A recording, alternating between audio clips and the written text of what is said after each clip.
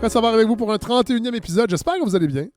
Alors, aujourd'hui, je retrouve Mauricio Segura, qu'on avait entendu plus tôt cette saison pour nous parler de la mort de Mario Vargas Llosa. Et là, à l'époque, il venait de sortir son 6e roman, Les Amandiers en fleurs, et j'ai lu le roman et j'ai eu l'idée de le réinviter parce que c'est un roman vraiment intéressant qui se passe dans plusieurs temporalités. On va laisser Mauricio nous mettre la table en fait sur ce roman qui se passe au Chili, au Québec, avec des réflexions politiques, des réflexions sur le militantisme, sur les femmes et la dictature, entre autres, sur la diaspora. Vraiment un roman dense, vraiment intéressant que j'ai beaucoup aimé. Et j'aime beaucoup Mauricio Segura également. Et c'est le retour de Maxime Laprise qui a enfin fini son maudit doctorat et qui va venir nous offrir une chronique sur la fin de l'histoire, sur le discours de l'Apocalypse et entre autres sur Francis Fukuyama qui est ressorti des limbes pour nous dire que finalement, c'est peut-être pas fini l'histoire. Enfin, c'est pas clair. Alors voilà, c'est le menu de cet épisode et à la fin, je vais rebondir sur la chronique de Maxime Laprise pour aborder cette idée des épiceries publiques. Parce que la presse s'est empressée de publier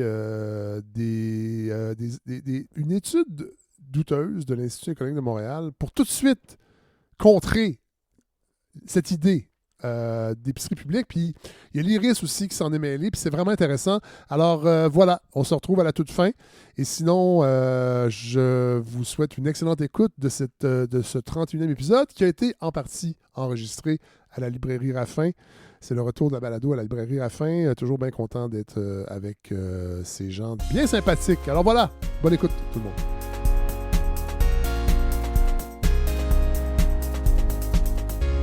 Maxime Laprise? Oui, c'est moi. De retour à la balado. Ah, c'est lancé. Excuse-moi. Oui, c'est lancé. J'ai pesé sur le piton rouge. J'ai changé de console. Hein. J'ai la toute petite console. Désolé. Très discrète. Et là, vous avez fini votre doctorat. J'ai déposé ça, ma thèse, sur le rite d'offertoire. Ah, c'est vrai, elle n'est pas déposée. Donc, vous ne l'avez pas défendue encore. Je la défends cet été. OK. Est-ce que c'est ouvert à tous? C'est ouvert à tous. Il y a un avis public. Vous viendrez faire un épisode. Ça va être où? À l'Université de Montréal. Où? Dans quel local? Je ne sais pas encore. Parce que ça dépend des vacances des profs. Oui, c'est ça. OK. Et rappelez-nous votre thèse. Je vais le faire simple. Je travaille sur les pratiques religieuses au cours du Haut Moyen-Âge. Ah, voilà. OK. Oh. Okay. Êtes-vous confiant? Oui, je suis assez confiant. Je suis assez content je suis assez content du travail que j'ai fait. OK. Et là, vous cherchez une job. Exactement. Il faut profiter de la balado, la communauté de la balado. Oui, alors contactez-moi si vous avez besoin d'un historien, quelqu'un qui rédige ou quelqu'un qui passe juste la mop. Je fais les deux. OK, vous avez vraiment besoin de travail. Oui. OK. Eh bien, je serais très heureux de vous retrouver. Vous allez me parler de quoi? Je vais vous parler de la fin de l'histoire. Ah, encore? Oui, des grands principes. C'est pas réglé? C'est pas réglé. Semble-t-il qu'elle se remet tranquillement en marche. Bon. Vous ne serez pas seul. Il y a Mauricio Segura qui est de retour. Merci. Bonjour, Mauricio. Bonjour. La dernière fois que vous êtes venu, on a parlé c'était la mort de Mario Vargas Llosa. Oui. Vous êtes un grand lecteur. Oui. Mais là, j'ai appris dans votre roman Les Amandiers en fleurs qu'il s'est trompé finalement. C'est trompé sur. On va en parler tantôt, mais vous le Ouais. dites dans votre. En tout cas, votre narrateur le dit. Ou c'est dans une entrevue que j'ai lu ça. Oui. Vous étiez un grand lecteur de Sartre et de Vargas Llosa, et c'est Camus, dans le fond, qui a raison. Oui. Mais lui, il a toute une histoire.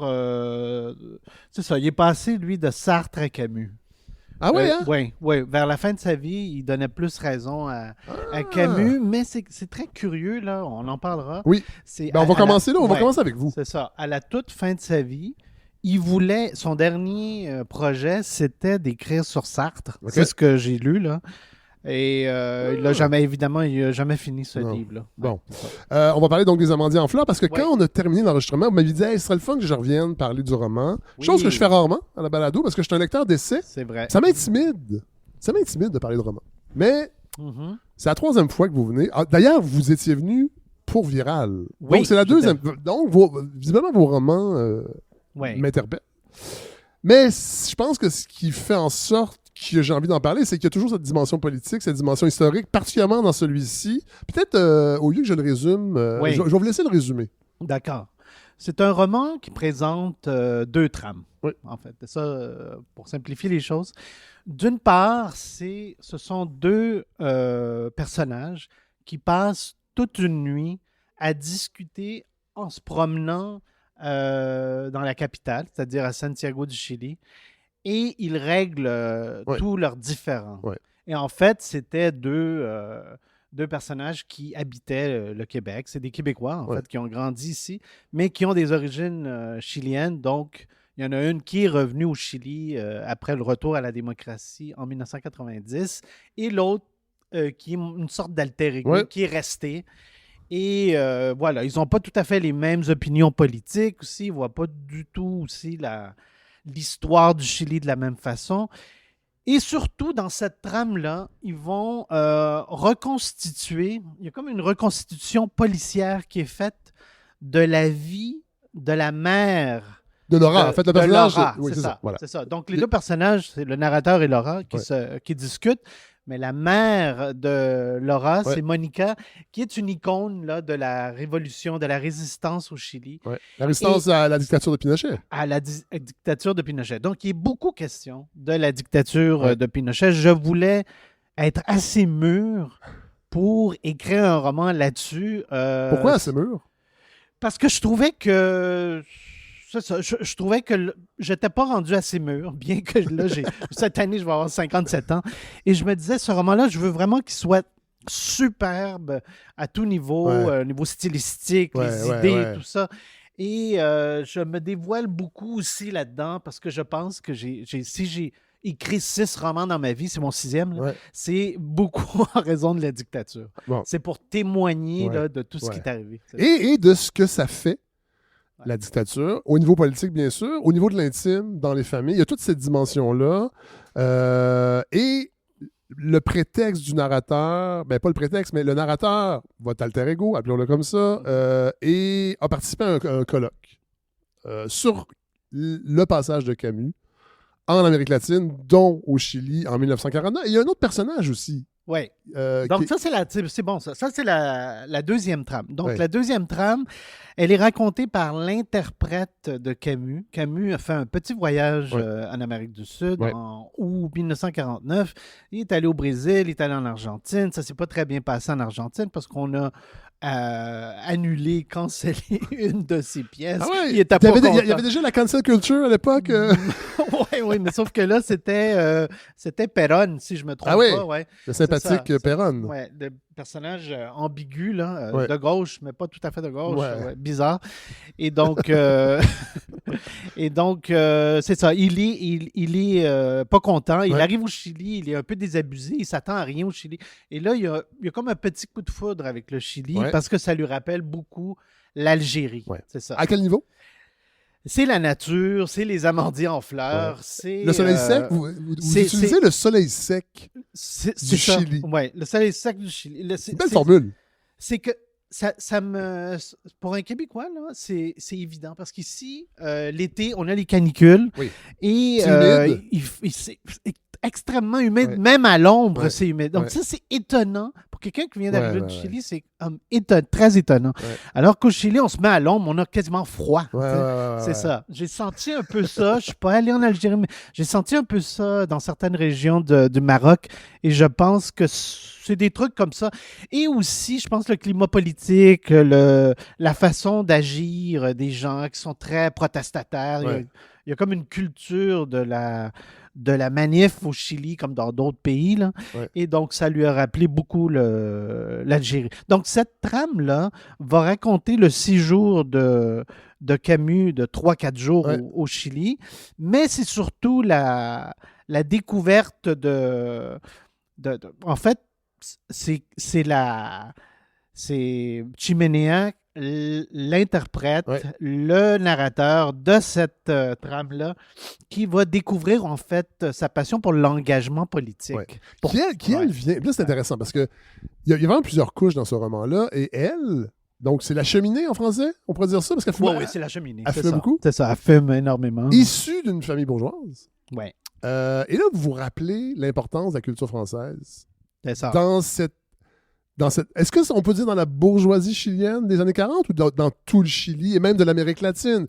Camus, parce qu'aujourd'hui, moi, j'ai lu Camus quand j'étais au cégep, ça fait longtemps, mais j'ai l'impression que on mesure peut-être, là, je parle peut-être pour les plus jeunes qui nous écoutent, Ouais. l'impact qu'a eu Camus. Est-ce que cet impact-là est encore présent? Est-ce qu'on devrait relire Camus? Parce que, évidemment, en lisant votre livre, on a envie de relire Camus, bien sûr. Mhm, mhm. Mais quel était l'impact de Camus à la fin des années 40 dans un continent comme l'Amérique latine?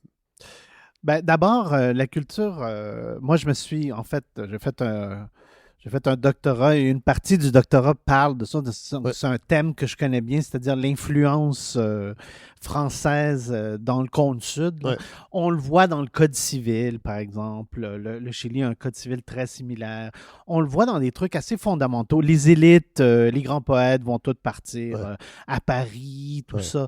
Bon, tout ça s'est effondré aujourd'hui. Aujourd'hui, c'est beaucoup plus, évidemment, l'anglais, mais il y a l'influence aussi allemande qui s'est faite avec des immigrations qui sont arrivées à la fin du 19e siècle et aussi après la Deuxième Guerre mondiale. Ouais. Donc, l'influence allemande est beaucoup plus forte. Juste pour donner un exemple, on s'est installé en 1974 au Québec parce que ma mère parlait un peu français, parce qu'elle avait fait le lycée français. Donc, c'est quand même pas une bourgeoise, mais ma mère, c'est quelqu'un de la classe moyenne. Là, donc, voilà, c'était quelque chose d'assez commun là, d'aller éduquer ses enfants à l'école française. C'était bien vu, tout ça. Bon, tout ça, c'est pas assez perdu, je pense, aujourd'hui. Pour répondre à la question sur Camus, je pense que Camus, c'était quelqu'un qui, effectivement, a eu une grande influence. La littérature française avait, comme Zola avant, à la fin du 19e et début du 20e, avait eu une grande influence aussi sur les auteurs latino-américains. Là, Camus et Sartre ont une grande influence dans les années 40-50. Et je pense que personne n'y échappait. On pouvait être contre ou pour les existentialistes, comme on les appelait, là. Mais il fallait se positionner. C'était comme, ils offraient comme une troisième voie. Ils n'étaient pas tout à fait du côté des communistes. Ils n'étaient pas tout à fait du côté du bon vieux capitalisme à l'américaine. Là. C'est ça. Donc, ils offraient cette troisième voie rafraîchissante. Voilà. Puis Camus, en particulier, avait un point de vue très intéressant sur le tiers-monde parce que lui, il était très connecté avec les réalités en Algérie. Oui, le Maghreb. Donc, je pense que les élites chiliennes se sont retrouvées en lui. Cela dit, vous dites avec ce genre de boutade, vous dites qu'il y a quand même la vision de la France au Chili à la fin des années 40. C'est un mélange de Troisième République, de belle époque et d'entre-deux-guerres, un peu fantasmé, un peu... Ça m'a fait rire un peu. C'est ça, tout à fait. J'ai connu un peu des familles comme ça dans les années 80, 70, 80, et je me suis aperçu qu'effectivement, c'est du monde qui se sont bricolés une identité française qui n'a plus rien à voir avec la France contemporaine. C'est ça, c'est sûr. C'est sûr que c'est des phénomènes comme ça de décalage culturel qui ont lieu, qui se produisent. C'est ça. 1949, Camus est en train de rédiger L'Homme révolté? À ce moment-là, oui, c'est L'Homme révolté. C'est ça. Il l'écrit, entre autres, au Chili. Et c'est un essai dont il est pas mal question aussi. Il l'écrit, puis en même temps, il voit des gens qui se révoltent dans la rue, là, parce qu'il y a une révolte sociale qui a lieu en même temps. Cela dit, il y a quand même une réflexion sur la violence révolutionnaire dans ce roman-là qui m'a interpellé parce que on l'a pas vécu. En fait, je pense que c'est difficile de... Octobre 70. OK. Ça, c'est intéressant. Donc, pour quelqu'un qui est issu dont la famille a fui le Chili, la dictature du Chili, on peut faire le parallèle avec Octobre 70, c'est-à-dire que c'est un microcosme fois 1000. C'est sûr que ça n'a pas eu les mêmes conséquences. Au Chili, il y a eu des dizaines de milliers de disparus, des milliers et des milliers de morts, tout ça. À ma connaissance, il n'y a pas eu ça pour Octobre 70. Il y a eu quelques morts, tout ça. Mais quand même, il y a des parallèles parce que c'est des mouvements, le FLQ, l'Unité populaire au Chili et le MIR, par exemple, qui est une organisation d'extrême gauche, on dirait aujourd'hui, Ouais. c'est-à-dire révolutionnaire, tout ça. Il y a quand même des liens là, idéologiques assez importants. Là. Oui, En même fait, ils si se ça a pas eu... nourrissaient aux mêmes écrits, aux mêmes penseurs Tout à fait. révolutionnaires d'extrême gauche. Oui. Et la violence est quelque chose qu'on peut Qu'on a, envisager. qu'on a justifié. Oui, voilà. C'est ça, qu'on Ouais. justifiait. En fait, une des questions politiques que pose le livre, et pour moi, c'est du cas par cas. Hein. Ouais. C'est vraiment du cas par cas.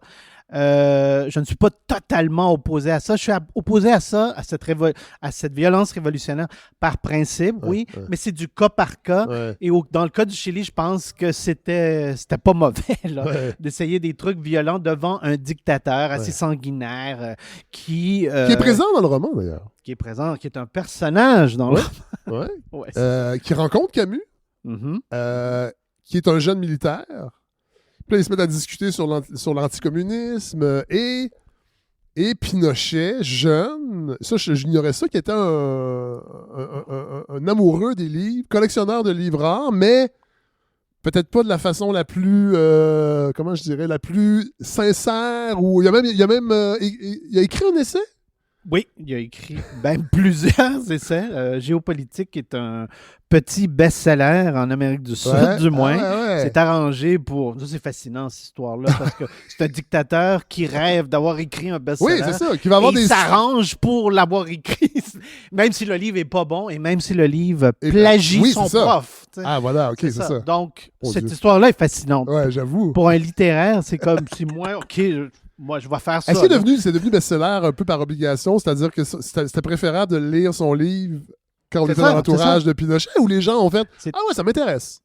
C'est-à-dire qu'après sa prise de pouvoir, il devient comme une mini-star du milieu de l'extrême droite Ouais, en ouais. Amérique du Sud. Ouais. Et là, tout le monde se dit, oh, lui, il a réussi quelque chose de fantastique. Ouais. Ben, nous, on va faire ça Ouais, au ouais. Salvador. Ouais, nous, on va ouais, faire ça au ça- Panama. Nous, on va faire ça en Argentine. Ouais. Donc, son livre était très vendu parce que lui-même est devenu une...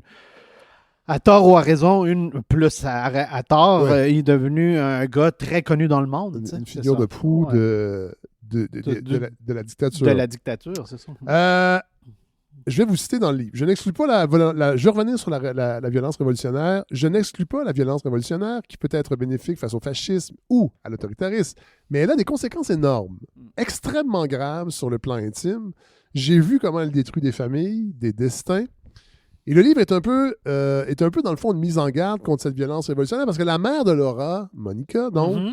cela dit, il y a une chose qui est intéressante dans ce livre-là, c'est que vous rendez hommage aux femmes Oui, quand même. qui se sont levées devant la dictature. Et ça, est-ce que c'est très présent au Chili ou vous avez remarqué que c'est présent dans la plupart...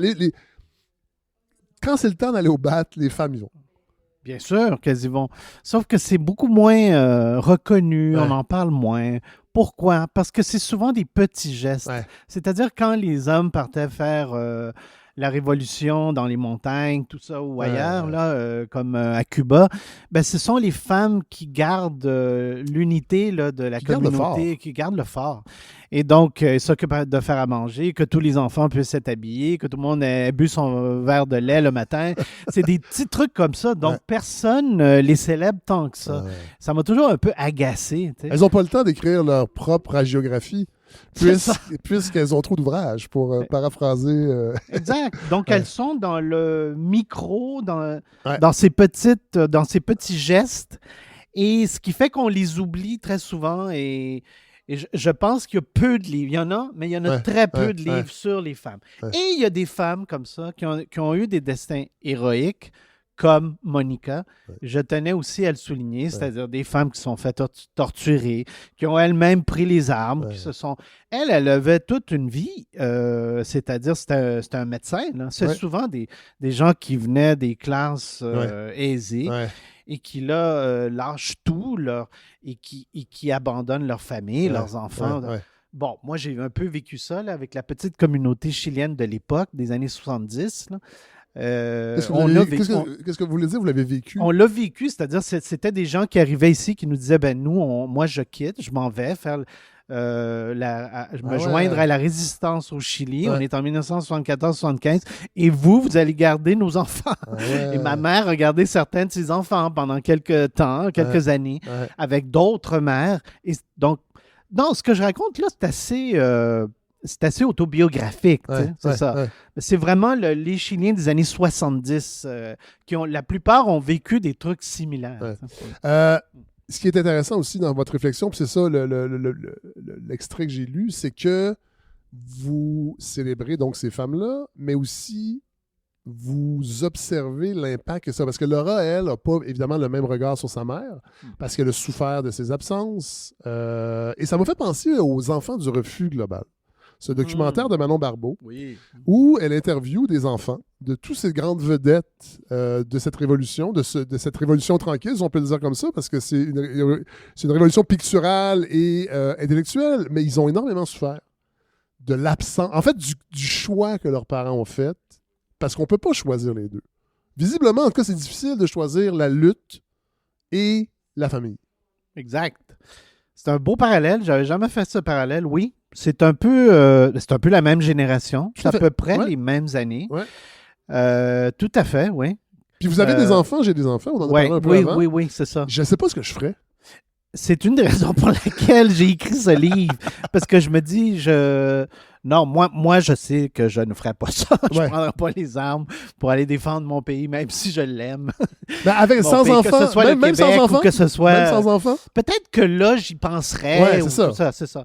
Si je vois que d'autres membres de ma famille ou d'autres Ouais. gens qui me sont chers sont en danger, mais avec des enfants, surtout en bas âge, Ouais. je pense que c'est des choix qu'on arrivait à faire dans l'effervescence politique des années 60 et 70. Ouais. Et qu'aujourd'hui, mon Dieu, je vois pas ça comme quelque En fait, chose. il y avait une réflexion sur la famille aussi qui est peut-être plus présente aujourd'hui, mais tu sais, on le sait, avec mai 68, il y a eu toute une réflexion sur l'amour, Ouais. sur les relations hommes-femmes, sur Fait que je pense que c'est difficile de se remettre dans le bain, mais on voulait, je C'est pense, ça. déconstruire énormément de choses. C'est ça. Là, je ne vais pas dire le mot déconstruire trop vite parce que Mathieu Bock-Côté va arriver, mais on déconstruisait ça aussi. Puis je pense que ça permettait à des gens de dire, moi, je vais choisir... Bon, dans le cas du Chili, c'est choisir de combattre une dictature. Mhm. Dans le refus global, c'est quand même peut-être encore plus difficile pour moi de le comprendre, c'est qu'on choisissait, dans le fond, l'art. Mhm. On n'était pas dans le combat, là. On était dans le Non. combat actuel. Puis quand on revoit Ouais. ce documentaire-là, c'est des vies brisées, ces enfants-là. Puis ça m'a vraiment fait penser à ça. Mhm. Il y a des réflexions intéressantes sur la diaspora aussi, qu'on voit pas, en fait, qu'on lit rarement. Puis c'est une des vertus de votre roman. Mhm. Vous dites, je vais vous citer, le nouvel arrivant vit quelque chose comme un adieu à l'être qu'il est, comme une célébration suprême, car cette période précède celle tout aussi nécessaire du détachement et du nouveau départ. Une diaspora qui vient s'installer dans un pays, c'est une véritable secte.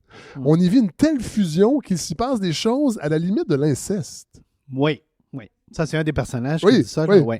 Oui, tout à fait. Je le crois. J'ai vu ça. Pas juste pour les... Je le vois, par exemple, avec les nouveaux latinos qui viennent Ouais. d'arriver. Moi, je suis fasciné par ça. Là.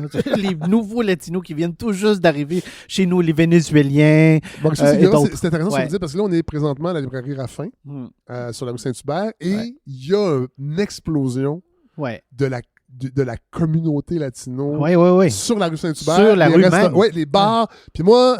Les épiceries, là. oui, Ouais, c'est très cool, Ouais. mais ça témoigne un peu de ce que vous nous dites, dans le fond. Là. Tout Il y a- à fait, ouais. oui, c'est ça. Au début, on se... Dans la société qui accueille, Ouais. on est un peu heurté par Ouais. ça, tous. Moi, aujourd'hui, je le suis. Quand je vois ça, on se dit, parce que c'est quoi le réflexe du nouvel arrivant? Ben, c'est d'aller chercher d'autres personnes sûr. qui parlent sa langue. Ben Lui, oui. il baragouine mal le français, Ouais. baragouine pas trop bien non plus l'anglais. Et bien là, Ouais. c'est ça, il se cantonne à son cercle à lui, à ce qu'il connaît. Mais les trois quarts doivent sortir de ça pour se faire une vraie vie, Ouais. pour s'intégrer réellement au marché du travail. On se trouve un homme ou une femme Ouais. d'ici.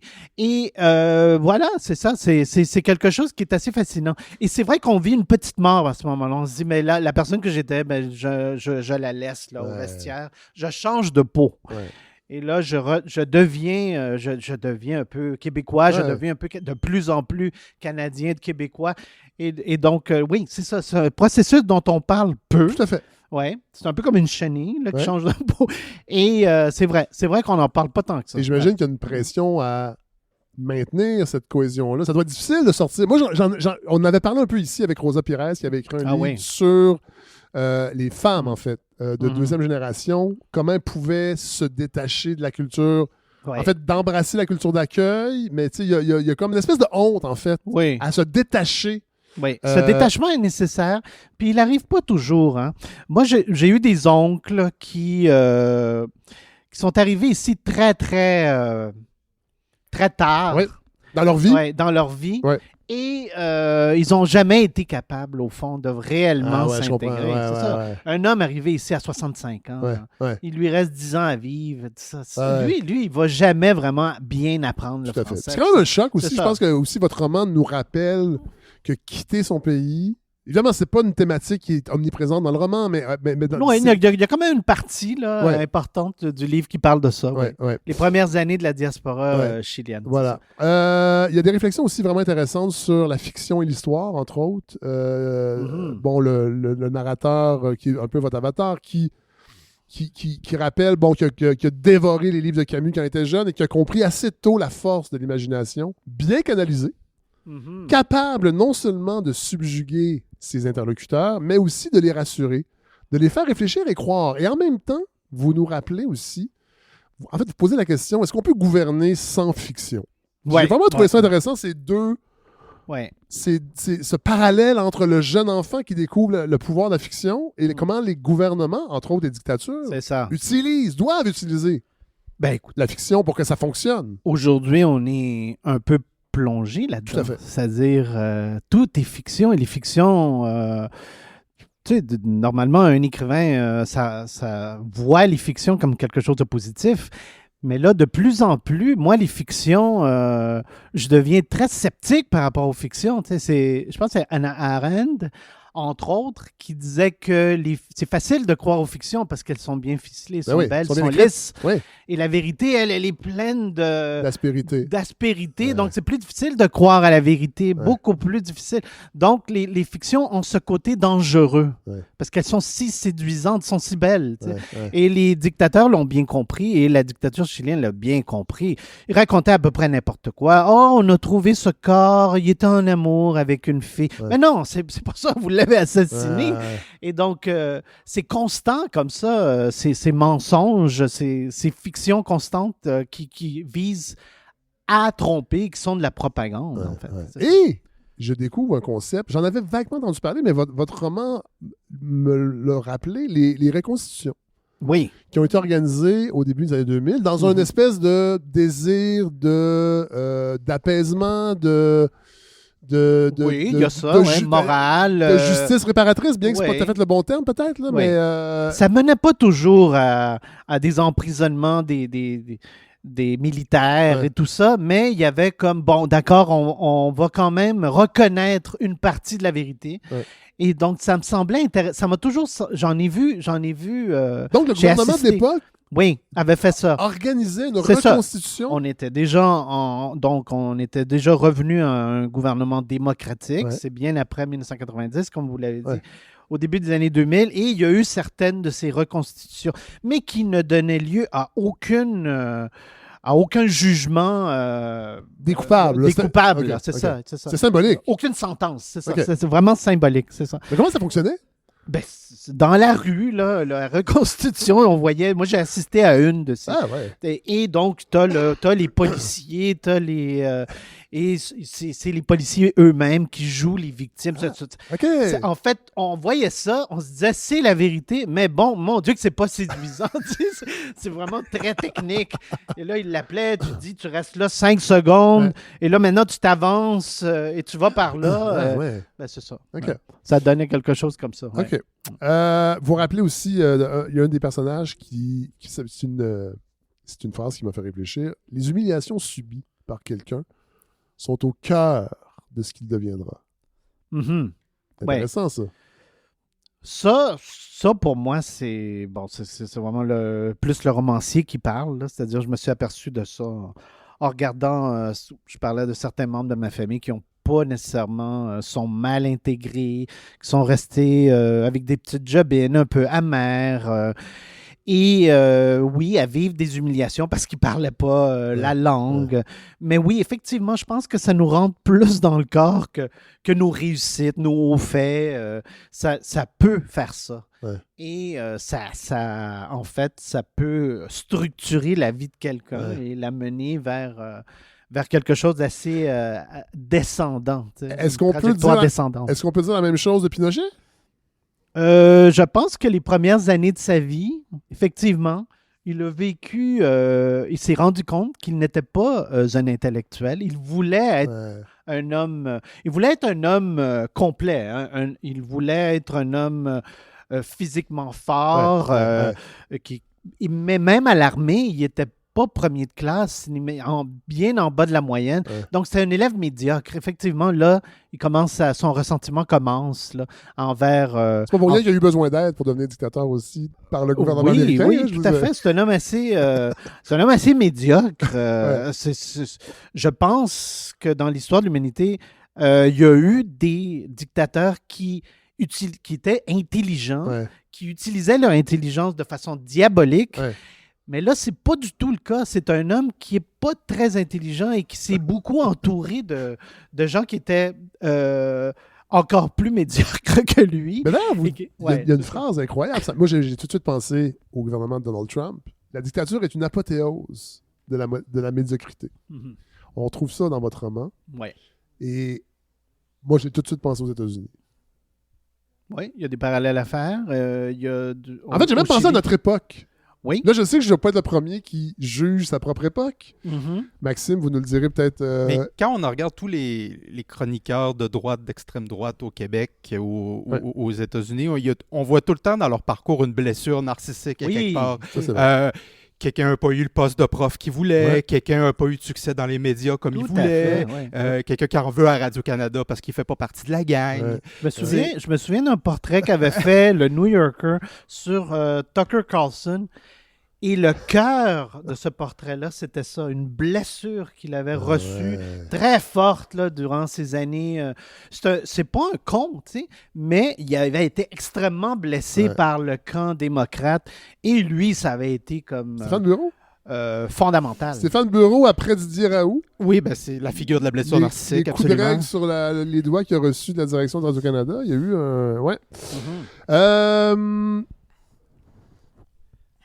Il y a des phrases, Mauricio Segura, qui m'ont fait penser au Québec, en fait. Je vais en lire parce que j'ai l'impression, mais c'est jamais allé au Chili. J'ai pas beaucoup visité l'Amérique du Sud, l'Amérique centrale, à part le Mexique, dans un contexte de vacances. Cela dit, c'était pas un tout inclus. Au moins ça. Okay. Mais j'ai l'impression qu'il y a eu, peut-être, puis là on en a parlé tantôt avec le FLQ, il y a eu des connivences fortes entre le Québec en ébullition pendant, peut-être même un peu avant la Révolution tranquille, et ce qui se passait intellectuellement aussi en Amérique du Sud. Et il y a un de vos personnages qui dit « Nous sommes plusieurs à avoir l'impression d'être des figurants d'un récit collectif sans dénouement. C'est ça. » Et il y a un des personnages aussi qui dit « Moi, je refuse, je pense que c'est peut-être Laura, je refuse que le passé me définisse autant. » Puis ça m'a fait penser à ce qu'on peut... oui, c'est plutôt le narrateur qui dit ça. Le narrateur, bon. Ouais. Ça me fait penser à comment on peut se sentir en tant que Québécois. Oui. Non, il y a la gauche québécoise. Je me souviens j'ai connu un peu Piot, le sociologue. Jean-Marc Piot. Oui, parce qu'on avait un ami commun, Marc Lesage, pour ne pas le nommer, je le nomme, et qui est un sociologue. C'est ça. Et il me parlait de l'importance qu'avait eu l'expérience de la révolution cubaine en 59, l'arrivée au pouvoir en 70 de Salvador Allende. Je peux dire la même chose de quelqu'un comme Desjardins, le chansonnier, qui évoque même des fois dans ses chansons des grands moments historiques de ces années-là en Amérique latine. En fait, je pense que oui, effectivement, la gauche elle regardait beaucoup, parti pris, la revue, on regardait beaucoup l'Amérique latine, on se demandait, mais qu'est-ce qui se passe et comment on peut s'en inspirer? Oui, je pense que toute cette cette gauche-là, ce groupe, ce segment de la population-là qui est très attentif à ce qui se passe là, mais toujours parce que politiquement, il se passe quelque chose d'intéressant. Ouais. Et je pense aussi, et on le voit par exemple dans une revue comme Liberté dans les années 60, 70, ces gars-là lisaient beaucoup, ils ont fait des colloques, tout ça avec Cortázar, tout ça. Oui, le Québec a toujours été intéressé par l'Amérique latine. C'est juste que c'est des segments. C'est pas la population au complet. Mais quand même, je dois dire que j'ai senti, pour amener ça à aujourd'hui, là, j'ai senti une grande tristesse de beaucoup de Québécois qui, juste parce qu'ils sont allés dans un tout inclus à Cuba, et ce qui se passe à Cuba aujourd'hui, pas d'électricité, le manque d'eau, tout ça, vraiment peiner de ça. Et c'est comme ça. Je pense qu'on s'attache à des endroits parce qu'on les a connus, on est allé, les voyages humanitaires que font les jeunes aujourd'hui au Costa Rica, en Bolivie et ailleurs.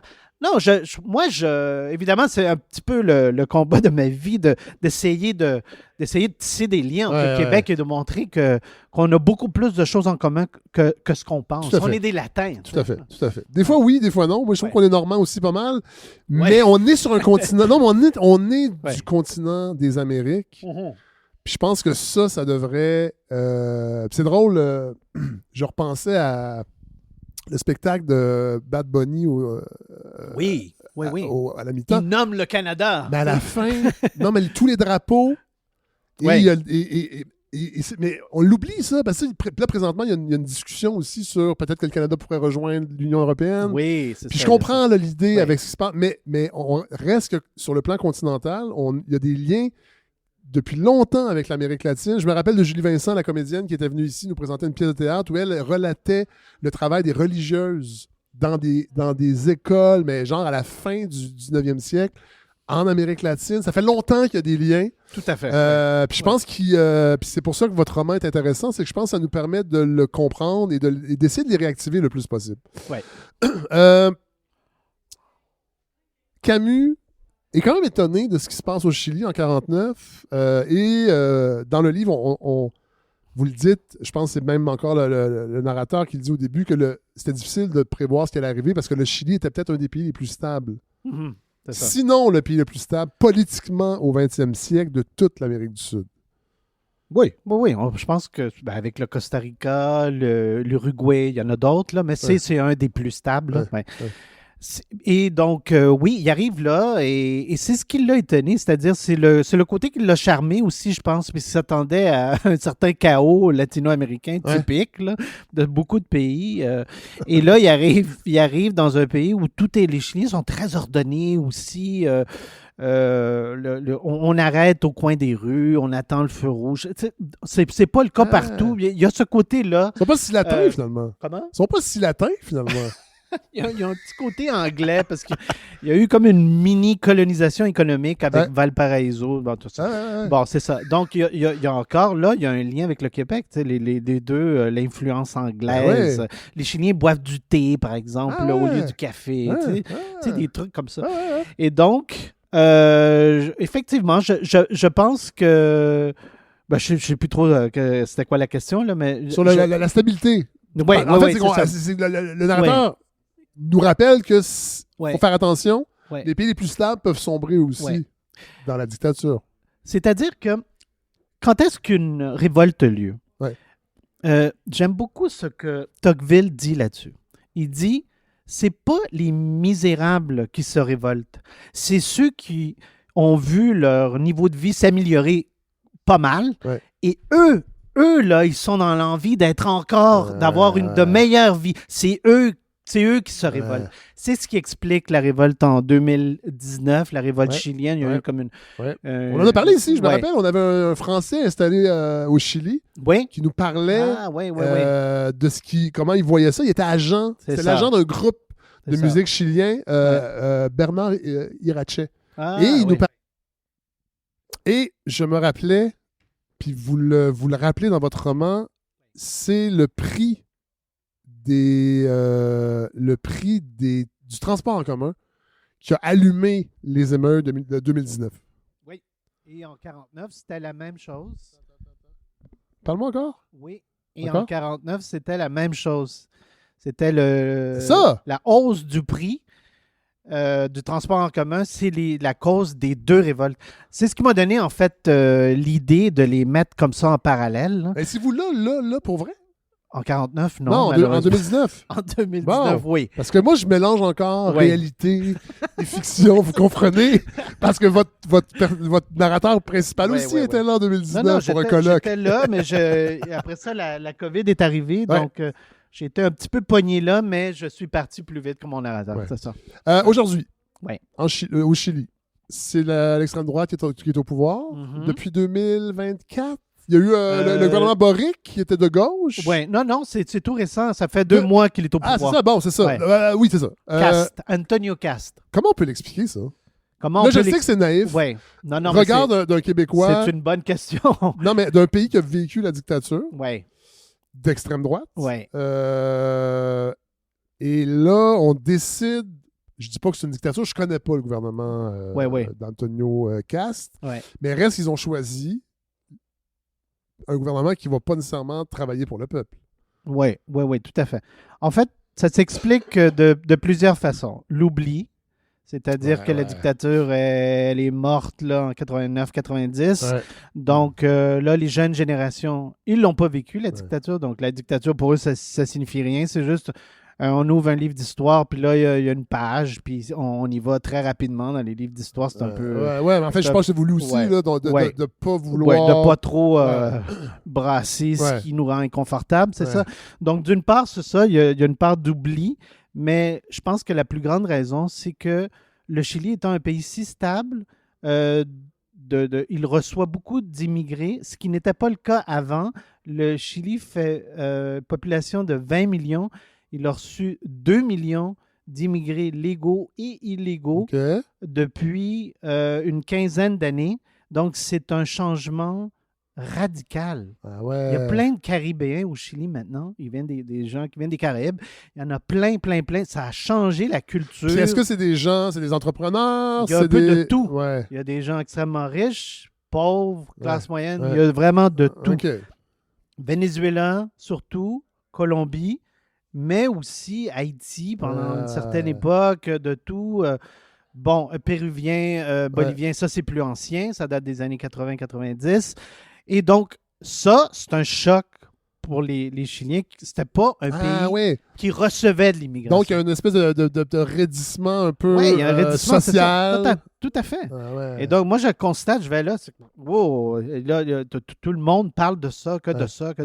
Donc, lui, il a promis un régime, Oui, bien sûr, mais c'est ça. de mettre en place un régime d'urgence, C'est on un- s'en doute, inspiré de Trump et de Milley. Ouais. Et lui, là, il est...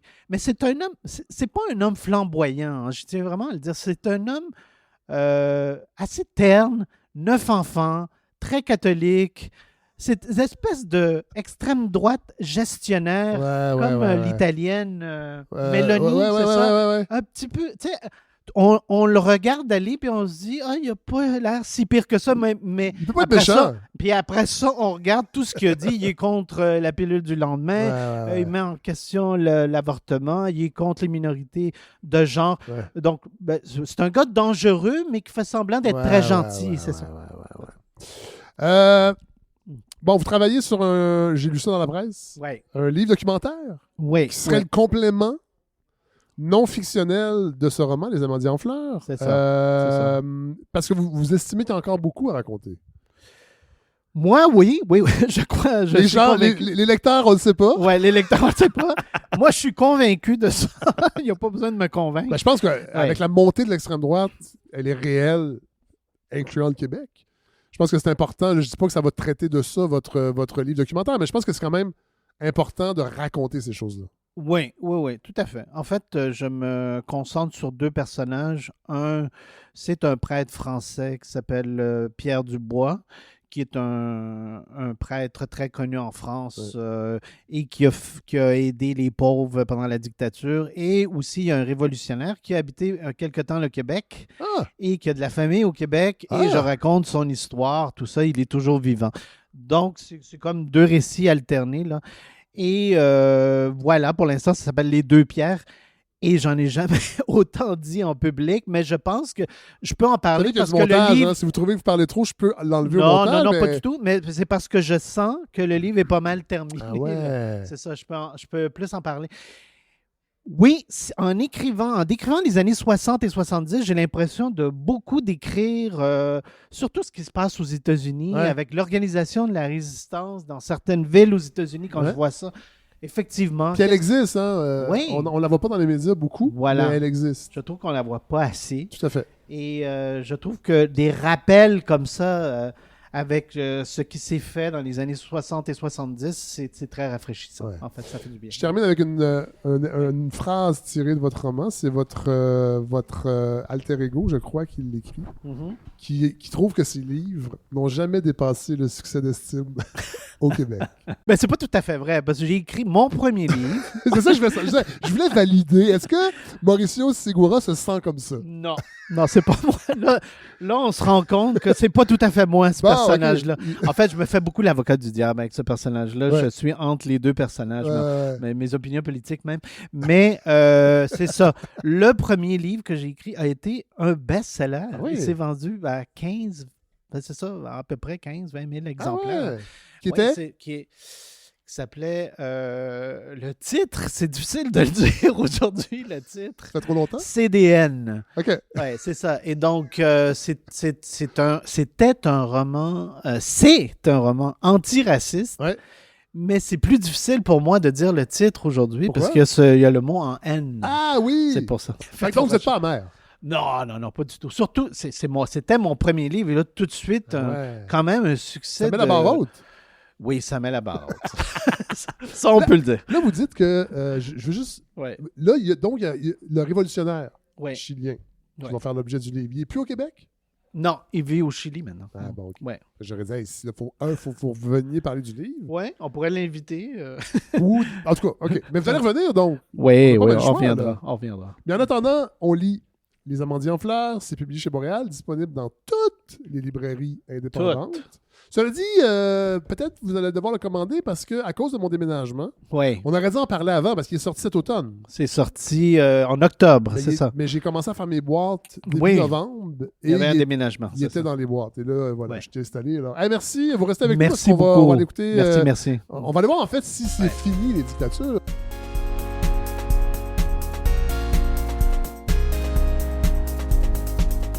Bon, Maxime, j'ai pensé à vous. Là, vous nous avez confié avant d'enregistrer que votre doctorat est fini parce que là, il y a eu cet incendie, malheureux incendie à Bicoline. Allez-vous être sollicité pour la reconstitution de Bicoline?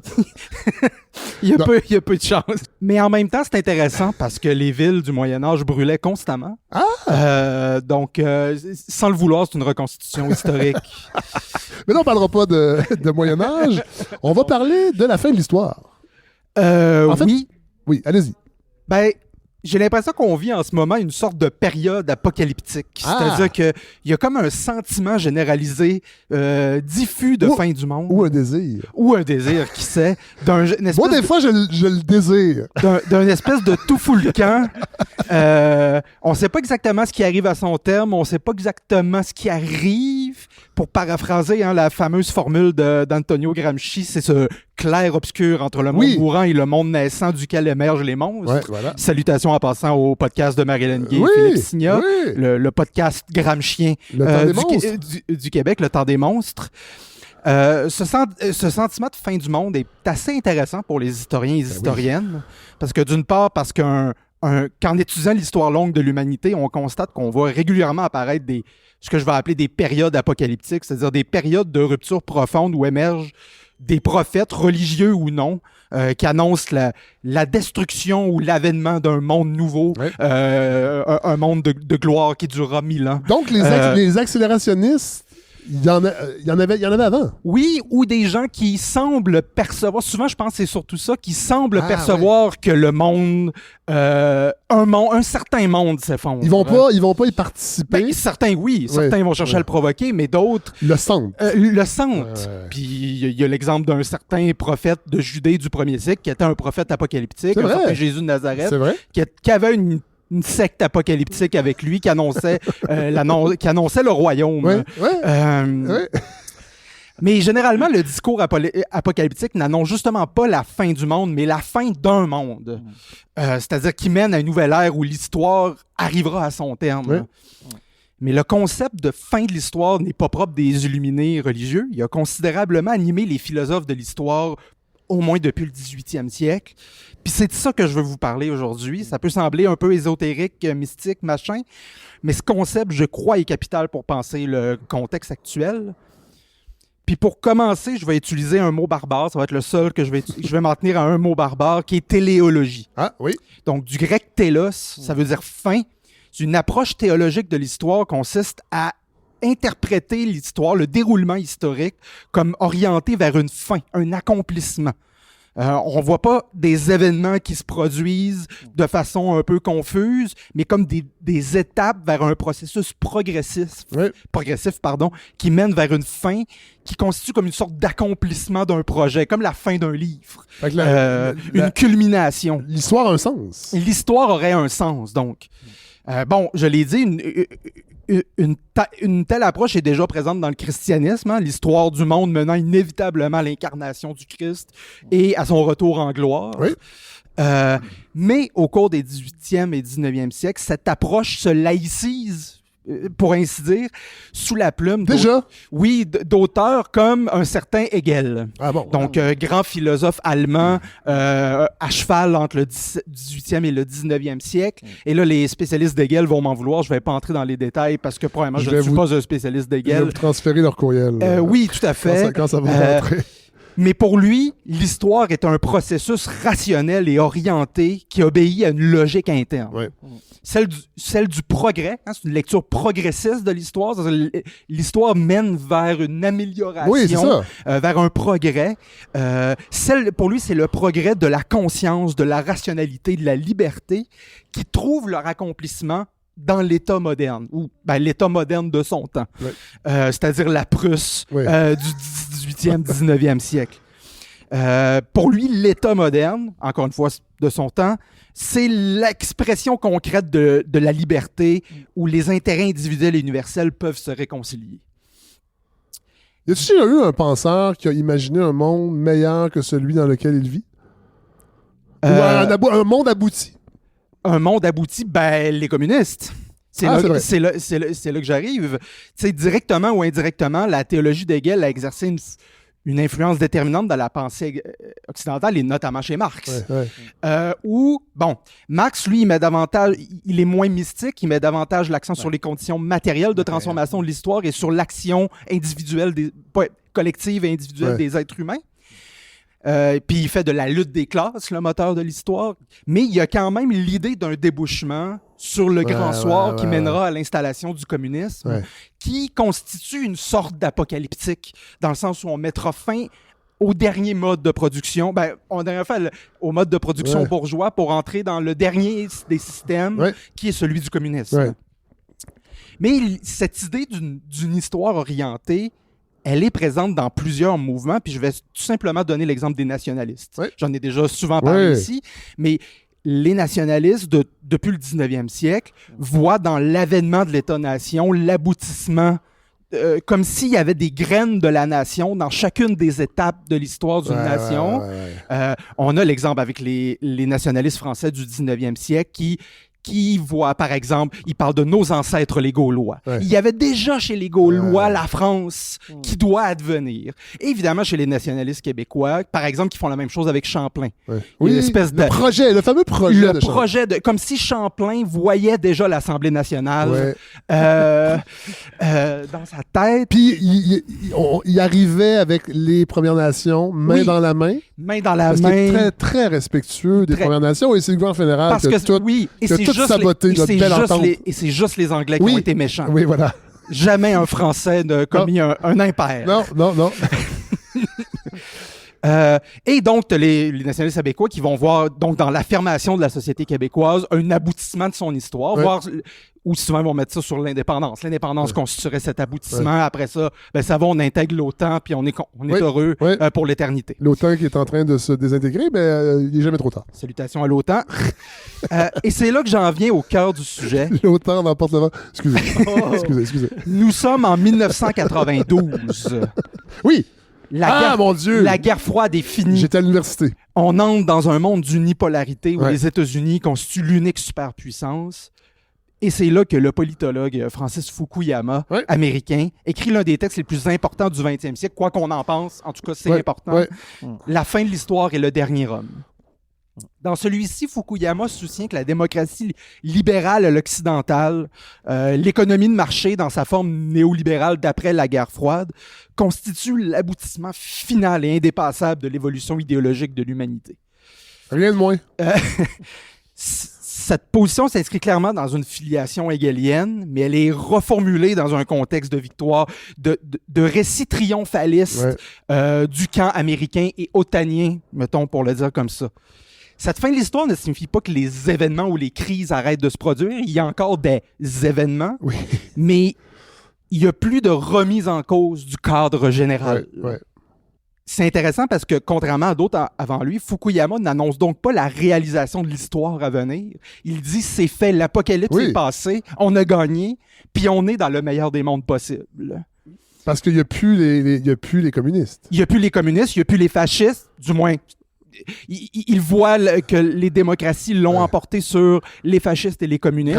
Grâce au marché. Grâce au marché, la réalisation du marché dans sa forme de post-Reagan, post-Thatcher, qui a été renforcée aussi par les prétendus gouvernements de gauche qui sont venus après, dits de troisième voie, comme Bill Clinton et Tony Blair. Et André Boisclair. Oui, on le salue. Il n'a pas été Fukuyama vient offrir une sorte d'explication historique à un principe fameusement formulé par Margaret Thatcher, « There is no alternative ». Soutient que le modèle économique fondé sur le libre marché, la concurrence, la déréglementation, tout ça, la réduction du rôle de l'État, c'est pas seulement souhaitable, c'est la seule voie possible. Comme s'il s'agissait d'une réalité physique, une réalité de la matière vers laquelle tendrait naturellement l'humanité. Puis, en se faisant ça, évidemment, elle décrédibilise toute forme d'opposition au capitalisme parce que ça serait comme s'opposer à la vitesse de la lumière. C'est une loi de l'histoire d'arriver au marché. Fukuyama propose donc un récit triomphaliste d'un mouvement duquel il est lui-même issu. T'sais, il était lui-même dans les think tanks libéraux et néolibéraux, un fervent anticommuniste. Alors, c'est encore quelqu'un qui se bâtit une théorie à sa propre gloire, d'une certaine façon. Oui, ben moi je vois ça, livre. Je sais que c'est plus subtil que ça, c'est plus nuancé que ça, mais ça reste que c'est ça. L'époque dans laquelle je vis, moi, penseur... C'est l'aboutissement. C'est l'aboutissement. Puis, moi, je vois un peu son livre comme un manifeste, une sorte de déclaration de victoire qui donne aussi une espèce de lustre scientifique universitaire, faussement historien, à une idéologie qui est en train de s'imposer. Et c'est là que j'en viens à une autre idée, parce que ça a marché. Pour s'en rendre compte, il suffit de regarder l'absolument incontournable livre Le réalisme capitaliste du théoricien britannique Mark Fisher. Lui, il essaie de montrer que le capitalisme avancé est plus qu'un simple système économique. C'est aussi un phénomène idéologique profondément ancré dans notre culture et dans nos esprits. Le capitalisme structure non seulement nos pratiques économiques, mais aussi les institutions sociales, les représentations culturelles, les formes de subjectivité, l'école, l'entreprise, les médias. C'est-à-dire que c'est devenu un phénomène culturel total pas Fukuyama tout seul, mais Fukuyama et le mouvement qu'il représentait a réussi à créer l'illusion qu'on était dans la fin de l'histoire. Ils ont créé une fin de l'histoire. C'est intéressant. On n'a même plus besoin d'une adhésion consciente au capitalisme en tant qu'idéologie, puisque toute alternative est de façon impensable. C'est ce que Mark Fisher appelle le réalisme capitaliste. Et c'est ce qu'on lit tous les matins quand on ouvre les journaux. Oui, c'est la normalité. C'est-à-dire que quand un journaliste me parle d'une entreprise, jamais il va ne remettre en doute l'idée du salariat, l'idée de l'organisation, parce que c'est même pas parce qu'il est lui-même partisan de ce système-là, mais parce que c'est la normalité, c'est l'évidence. Donc, là où d'autres époques pouvaient concevoir des alternatives globales, notre présence semble marquée par une forme d'impuissance projective. L'idée même d'un après apparaît irréaliste, voire absurde. Donc, c'est là que Mark Fisher mobilise une fameuse citation qui est donnée à plusieurs personnes, donc je ne sais pas qui l'a réellement dit, mais c'est qu'il est plus facile d'imaginer la fin du monde que la fin du capitalisme. Frederick Jameson. C'est possible. Mais elle est attribuée à plusieurs personnes, donc je voulais pas Jameson, que l'oser. j'adore. Oui, voilà. Qui est-il, Mauricio Segura? C'est un littéraire, c'est un marxiste, c'est un théoricien fabuleux de l'université Duke. OK. Voilà. On va aller le googler tout de suite après l'épisode. Donc, puisque maintenant nous serions rationnels dans un ère post-idéologique, nous n'aurions plus besoin d'idéologie parce que le capitalisme n'apparaît plus comme idéologie, comme une réalité, comme je l'ai dit. Mais la réalité, comme le note le fameux philosophe Slavoj Žižek, je ne sais jamais comment prononcer son nom, je suis désolé. Les plus grands des idéologues sont ceux qui se prétendent neutres et détachés. Ouais, voilà. Puis quant aux authentiques critiques qui sont formulées au capitalisme, elles sont avalées. C'est le génie du capitalisme, c'est qu'au lieu de taper sur ses opposants, il les avale. Il en fait des t-shirts. Ouais. L'esthétique punk, c'est vrai? Est passé d'un authentique mouvement contestataire à un style qui est vendu dans des hot topics. Et John Lydon fait encore des tournées aujourd'hui. Tout à fait. Et il reste plus grand-chose du Johnny Rotten des années 70. Là. Tout à fait. Donc, et les billets sont très chers. Donc, ce que je veux dire, c'est que puis là, il y a une multitude d'exemples de comment, par exemple, le féminisme contestataire radical peut être détourné par une espèce de féministe libéral qui parle de on veut plus de femmes dirigeantes d'entreprise et ça serait la réalisation. On voit toute une série de mouvements qui seraient contestataires anticapitalistes qui en viennent finalement à renforcer le capitalisme. Oui, c'est ça. Donc, Fukuyama et d'autres encore ont travaillé à créer une fin de l'histoire. Puis je pense que la crise de notre temps, cette psychose collective, vient un peu de là.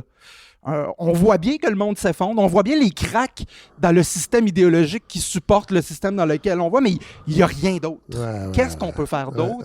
Toutes les alternatives se sont effondrées, ou du moins, toutes les alternatives nous paraissent s'être effondrées ou avoir disparu. Alors, qu'est-ce qu'on fait? Qu'est-ce qu'on fait, Maxime? Qu'est-ce qu'on fait? Que faire, disait Lénine. Mais tout ça. Mais là, aujourd'hui, c'est comme si, parce que je le voyais sur Blue Sky. J'ai justement l'extrait, Maxime. I think that the Chinese have created a pretty impressive system. It's quasi-market-based, and they are very successful at marshaling new technology. They're capable of innovating a lot of things we thought they weren't able to do. And conversely, democracy, especially American democracy, looks like it's falling apart. If I were somebody trying to move from a poor, misgoverned country somewhere else, I would have chosen the United States without question for most of the last several decades. But, these days, I'm not sure that it's such an attractive model for many people. And I would say if the Chinese keep their development machine going, it may turn out that they have a real alternative. Hey, je m'excuse, la petite musique cheap, là, c'est pas moi. Là, c'était vraiment l'extrait. J'aurais pas en choisir un autre, là, mais j'ai pris cela. Si on résume un peu les propos de Fukuyama? Fukuyama lui-même notait que le modèle chinois semblait dépasser le modèle américain en ce moment. De quelle façon il dépasse? Sur le plan économique, mais sur le plan de l'efficacité de l'État, sur le plan, par exemple, des questions écologiques ou, quoi qu'on en dise, quoi qu'on pense du gouvernement chinois en matière d'énergie verte, il dépasse tout ce qui se fait en Occident en ce moment. C'est vrai, ça, ou c'est la propagande chinoise? En tout cas, il bâtissent beaucoup de trains. Puis je suis un gros fan de trains. Parce que je suis autiste, fait que c'est ça. Mais en même temps, il pollue beaucoup. Oui, absolument, c'est absolument. ça, c'est ça. J'essaie pas de faire Ouais, une Bien sûr, apologie bien du système chinois, là. C'est pas du tout mon point. Donc, mon point, c'est tout se passe comme si l'histoire était en train de se remettre en marche. Ouais. Au sens où l'entend Fukuyama, c'est-à-dire parce que pour lui, l'histoire, c'est une lutte d'idées, c'est les idéologies. Ouais. Mais là, c'est comme s'il il commençait à y avoir depuis quelques années un retour de ça. Il y a peut-être de l'espoir. Il y a peut-être de l'espoir, mais c'est là que j'en viens aux critiques, parce que c'est là que les historiens et les historiennes peuvent opposer une critique. Parce que cette idée-là de l'histoire avec un grand H, là, comme grand récit, c'est une affaire mystique de philosophe. Ça intéresse pas vraiment les historiens et les historiennes. Parce que... attendez, il y a une pétition là, pour ramener les cours obligatoires d'histoire du Québec au cégep. Oui, mais... Et un des arguments, c'est que ça va améliorer notre vie civique. Donc, l'histoire avec un grand H, salvatrice. Oui, ben on parlait de mythification et d'histoire tout à l'heure. Oui, ben c'est une thèse qui est portée par certains historiens nationalistes comme Gérard Bouchard. C'est l'idée qu'on a besoin d'un récit national pour faire nation. Puis même si des fois c'est un peu apologétique, même si des fois c'est un peu mise en scène, on en a besoin. Bon, je rentrerai pas là-dedans aujourd'hui. Je vais en faire une chronique complète. Après votre soutenance. Oui, voilà. Mais la critique la plus importante que peuvent apporter les historiens et les historiennes, c'est l'historisation. Le fait que la démocratie libérale soit dominante à un moment donné ne signifie pas qu'elle soit une forme ultime ou indépendante de l'organisation politique, parce que il y a eu des systèmes économiques et politiques avant, que le capitalisme est un produit parmi d'autres de l'histoire, et qui, si l'humanité persiste, il y en aura d'autres. On se croise les doigts pour qu'il y en ait d'autres. On se croise les doigts. C'est d'autant plus que pour les historiens et les historiennes, l'idée que l'histoire, c'est ce grand récit, c'est un peu absurde. Pour les historiens et historiennes, l'histoire, c'est tout simplement les traces laissées par les êtres humains. Oui. Fait qu'il y aura de l'histoire tant qu'il y aura des êtres humains pour laisser des traces, quelle que soit la forme de ces traces. Puis le fait est que l'histoire nous enseigne que tout système idéologique dominant donne l'impression de constituer une fin du monde, l'aboutissement de l'histoire. Puis j'aimerais, parce que c'est ma marotte, donner l'exemple du Moyen-Âge. Ah, il est avec ça. C'est pas vrai. Très vite, au cours du début du Moyen-Âge, donc 8e, 9e siècle, l'idéologie chrétienne s'impose en Europe comme un horizon indépassable. Parce qu'il s'agit de préparer l'arrivée du Christ, il s'agit de préparer les âmes à leur trépas. Comment imaginer un autre monde si ce n'est qu'après le retour du Christ qui viendra imposer le... Ça va être incroyable. Oui. Pour citer le médiéviste français Alain Guéraud, l'idéologie chrétienne englobait tous les aspects de la société, exerçait un contrôle étroit de toutes les normes de la vie sociale et était en cet égard en position de quasi-monopole.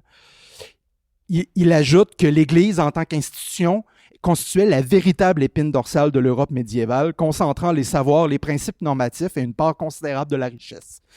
Ce que je veux dire, c'est que, comme le capitalisme aujourd'hui, le christianisme apparaît comme c'était ce système qui régulait le rapport des humains au monde. Le monde était perçu à travers une grille de lecture chrétienne. Le rapport entre les êtres humains était perçu entre une lecture, exactement comme le capitalisme est aujourd'hui. Évidemment, il n'y a plus l'Église, mais on a encore des Pierre-Yves McSween qui jouent les philosophes scolastiques, qui réfléchissent, qui rationalisent le système dans lequel on est, expliquent pourquoi nous sommes dans le meilleur des mondes. Voilà. Donc voilà. Fait que... puis je vais finir avec une autre critique qu'il faut faire et que les historiens font à Fukuyama, c'est qu'il prend peu en compte les tensions internes aux démocraties libérales. Il l'évoque, il parle du dernier homme dans son titre, qui c'est comme une espèce de... Quand plus rien ne semble possible, les êtres humains tombent dans une forme d'apathie politique. Il l'évoque, mais il va pas très loin, alors que ses détracteurs estiment qu'il minimise la profondeur de ces contradictions. Inégalité économique croissante, crise de la représentation politique, désaffection démocratique, montée des populismes. C'est-à-dire qu'il y a écart des richesses. Écart des richesses, etc. Donc, ces phénomènes suggèrent que la démocratie libérale, comme tous les systèmes avant lui, finissent par arriver à un point où les contradictions internes deviennent, pour jouer les marxistes, là, mais que les contradictions internes deviennent trop fortes. Tu sais, Lénine disait que le capitalisme allait vendre la corde qu'elle allait le pendre. Je suis désolé de citer Lénine, mais j'ai toujours aimé cette citation-là en particulier. Ici, on sépare l'œuvre de l'homme et de l'artiste. Oui, tout à fait. Parfois. L'histoire donc, l'histoire ne se répète pas, mais les sociétés tentent bien à connaître des systèmes économiques qui s'installent, qui apparaissent comme des horizons indépassables, mais qui déclinent sur la force de ces contradictions. Mais ce que nous montrent les historiens, c'est que cet effondrement, ces cracks, ont besoin de l'aide des humains pour arriver à leur terme. C'est-à-dire qu'un système c'est la fameuse citation de Rosa Luxembourg, socialisme ou barbarie, c'est-à-dire que le système, s'il s'effondre, théoriquement, le système peut s'effondrer tout seul, mais il faut des êtres humains pour construire quelque chose d'autre. Il faut des êtres humains, des fois aussi, pour aider le système, donner un petit coup de pied, pour l'aider. Pour remettre l'histoire en marche, il faut des humains qui se mobilisent. Alors, on n'aura pas le choix. On n'aura pas le choix. Puis je pense que c'est pour ça que je dis souvent que l'histoire comme science est une science fondamentalement radicale, parce qu'elle nous enseigne que ce sont les actions sociales, ce sont les êtres humains qui font l'histoire, qui produisent l'histoire, et non pas comme une force imperceptible et intouchable qui guide l'histoire. Donc l'histoire est constamment faite par des humains, puis elle a la capacité de la remettre en marche. Avec la prise, merci. Bon retour, c'est passionnant. Merci beaucoup. On rappelle, vous soutenez votre thèse? Je ne sais pas encore au cours de l'été. Ça sera au local B2336. Ça sera probablement du pavillon Jean-Briand. Ça sera à probablement où Lionel Groux. En fait, juste pour moi. Ça, c'est un beau clin d'œil d'histoire. Hey, merci. Bonne journée. Mauricio Segura, on se procure les amandiers en fleurs dans toutes les librairies indépendantes. Merci, c'est la 3e fois. Toujours passionnant. Merci. Puis quand est-ce que sort l'année prochaine, j'espère. OK. Alors, on se retrouve l'année prochaine, c'est sûr, ça.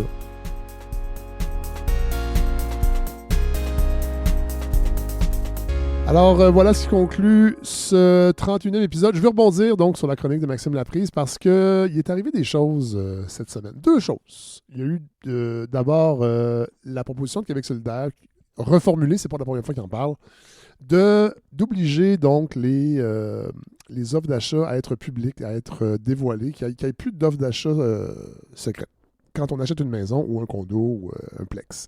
Et bien sûr, les médias se sont empressés de tendre le micro aux courtiers immobiliers pour leur demander ce qu'ils en pensaient. Et, surprise, ils ne trouvent pas que c'est une bonne idée. Tiens. Parce que ça ne va pas faire baisser les prix, puis ça va favoriser les riches parce qu'ils vont savoir comment les petits pauvres mettent pour essayer d'acheter une première maison, puis ils vont mettre plus nécessairement. Comme s'ils ne mettaient pas déjà plus nécessairement pour acheter des propriétés. Ça, c'est la première réaction qui n'est pas surprenante, mais qui est, moi, qui m'agace souverainement. Et là, il y a eu ensuite, suite à l'élection de Davy Lewis à la tête du NPD, qui a fait de l'instauration d'un réseau d'épiceries publiques une de ses promesses. Et tout de suite, les médias, est-ce que c'est une bonne idée? On va demander à essentiellement des gens qui sont contre. L'Institut économique de Montréal, la presse l'a fait cette semaine, le think tank de Sylvain Charlebois à l'Université d'Alousie, et ils ont même publié une étude pour essayer d'expliquer pourquoi l'inflation est si galopante. Et c'est pas ce qu'on pense, hein, c'est pas les grandes bannières qui s'en mettent plein les poches. Et là, il y a l'IRIS qui a publié, elle, une étude de son côté pour montrer que les épiceries publiques, c'est pas loufoque du tout, au contraire, puis ça existe déjà. Puis moi, j'ai été très fâché cette semaine parce que la presse, je le sais qu'il y a des gens qui vont me dire « Arrête de la lire ». Mais non, parce que les médias sont importants dans une démocratie, et je pense qu'il faut être critique des médias. Et là, François Cardinal, qui, dans ses carnets, arrête pas de nous dire que la presse est tellement un journal incroyable, puis que les gens aiment la presse, puis estiment qu'elle a un rôle essentiel dans la démocratie. Vous savez, les gens nous écrivent, et là, tout de suite, publie cette semaine une étude de l'Institut économique de Montréal, qui n'en est pas une, c'est 50 lignes, pour nous dire que ça ne peut pas fonctionner, les épiceries publiques. C'est une mauvaise idée, ça va faire augmenter les prix, ça ne va pas les faire baisser. Et, en plus, bon, la presse est un média privé, là. Un OBNL. Coop, je pense. Non, OBNL. Mais il y a aussi le diffuseur public qui a joué dans cette danse-là. Puis je dis pas que l'IRIS ne peut s'exprimer qu'à la balado, là. On sait que les études font leur chemin, entre autres à Cube Radio, avec Benoît Dutrisac, qui méprise les gauchistes pourtant, mais pas l'IRIS. Et il y a Alec Castonguay, donc à Midi Info, qui a interviewé.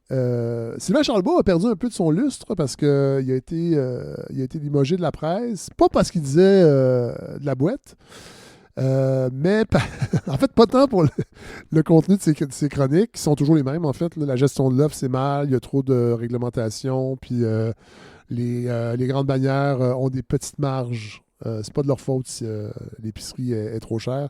C'est à cause de la chaîne d'approvisionnement, puis la réglementation, puis il y a trop d'impôts. On le sait, l'IEDM, toutes leurs études, entre guillemets, gros guillemets, c'est toujours ça. Je veux donc, je veux quand même faire un parallèle entre ce qu'a publié l'IRIS, parce que c'est vraiment intéressant, et le discours qu'on entend régulièrement dans les grands médias. Puis malheureusement, même le diffuseur public joue dans ce film. On va aller écouter un extrait de Midi Info. Je pense que ça fait 10 jours à peu près. Ils ont demandé... Ça, c'était un peu un vent de fraîcheur parce que c'était pas Sylvain Charlebois. Ils ont demandé à Maurice Doyon, qui est professeur et chercheur en économie agroalimentaire à l'Université Laval, pour tenter d'expliquer. Et c'était en réaction à une publication de l'Université d'Alousie, la chaire de recherche de Sylvain Charlebois, là, la chaire de recherche sur l'économie agroalimentaire. Là, je ne me rappelle plus du titre exact, mais c'est ça. Il essaie de nous convaincre que c'est beaucoup plus complexe qu'on pense, l'inflation qu'on a subie de 30%, je le rappelle, 30% depuis 2020 dans le secteur des grandes bannières. Et là, il y a ce Maurice Doyon qui est interviewé par Alec Castonguay. On va l'écouter un premier extrait. Il y a un enjeu de réalité et puis il y a un enjeu de perception aussi qui peut possiblement amplifier là, nos sentiments par rapport à la situation. Oui, je voyais qu'il y a à peine 15% des répondants qui ont bien identifié l'inflation alimentaire là, qui s'est située autour de 4% l'an dernier. Il y a 80% des Canadiens qui pensent que l'inflation alimentaire a été supérieure à 5%. Il y en a même qui pensent que ça a atteint 10% l'année passée, ce qui n'est pas le cas. Donc, les gens, peut-être, font la comparaison avec les prix qu'ils ont en tête il y a 3 ou 4 ans, puis ils font la comparaison, même si l'inflation a ralenti, l'écart entre leurs souvenirs et la réalité est important. Là, je rappelle que dans le même segment, Alec Castonguay répète que depuis 2020, l'inflation a augmenté de 30%. Les prix ont augmenté de 30% dans les épiceries. Et là, ils sont en train de palabrer sur l'inflation de l'an dernier et que le chercheur remarque que les gens se sont trompés. En fait, leur perception est faussée, donc c'est pas si cher dans le fond. C'est ça qu'on lit entre les lignes. Mais anyway, que ça soit 4, 5, 6% puis que les gens se trompent, c'est 30% depuis 6 ans. 30 divisé par 6, en moyenne, c'est 5% par année. Ça veut dire que si les gens pensent que l'année passée, c'était 5% puis c'était 4, bien, il y a 2 ans, c'était 8. Fait que je pense pas que c'est ça le sujet je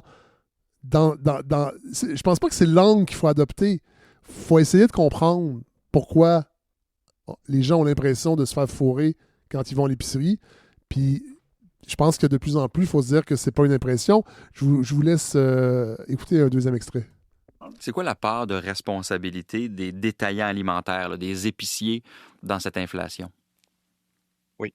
Alors ça, c'est difficile à juger, je vous dirais, sans dire qu'ils n'ont pas une part, là, parce qu'on voit quand même les profits. La première réaction, c'est de dire les profits des épiciers ont augmenté, particulièrement Métro et Loblaw. Toutefois, il faut faire attention. Il y a une partie de ces gains-là qui provient de biens non alimentaires. Donc, ce sont également des propriétaires de pharmacies.